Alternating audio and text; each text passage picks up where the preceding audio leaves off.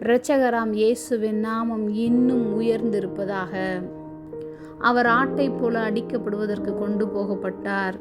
அப்போஸ்தலர் 8:32 அவன் வாசித்த வேத வாக்கியம் என்னவென்றால், அவர் ஆட்டை போல அடிக்கப்படுவதற்கு கொண்டு போகப்பட்டார். மயிர் கத்திரிக்கிறவனுக்கு முன்பாக சத்தமிடாதிருக்கிற ஆட்டுக்குட்டியைப் போல அவர் தமது வாயை திறவாதிருந்தார். இயேசு கிறிஸ்துவை நியாயம் தீர்க்கும்படி கொண்டு சென்றனர். எல்லாருடைய பார்வைக்கும் அவர் அற்பமாக எண்ணப்பட்டார். ஒரு ஆட்டுக்குட்டியை அடிக்கப்படுவதற்கு கொண்டு செல்வது போன்று இயேசு கிறிஸ்துவையும் கல்வாரி சிலுவைக்கு கொண்டு போனார்கள். தன் வாயை திறவாமல் இருந்தார். அவர் தன்னைத்தானே தாழ்த்தினார்.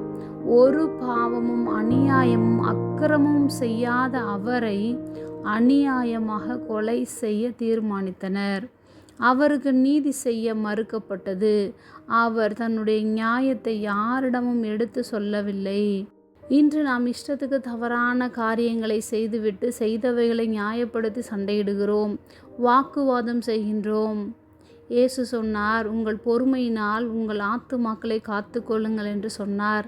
சொன்னது மாத்திரமன்றி நமக்காக பல ஆயிரக்கணக்கான ஆத்துமாக்களை காத்து கொள்ளும்படியாக தன் மீது பழி சுமத்தின பொழுது பொறுமையோடு கூட அந்த பாடுகளை சகித்தார். நமக்காக அடிக்கப்பட்டவரின் அடிச்சுவடுகளை பின்பற்றி செல்வோம். ஜெபம். அன்பின் பரம தகப்பனே, எப்பொழுதும் எங்களோடு கூட இருக்கிறவராகவே இருக்கிறவரே, நீர் பாடுகளை சகித்து பொறுமையாக இருந்து ஜீவனையே எங்களுக்காக தந்தீரே, அதற்காக நாங்கள் நன்றி செலுத்துகிறோம். இயேசுவின் நாமத்தில் பிதாவே, ஆமேன்.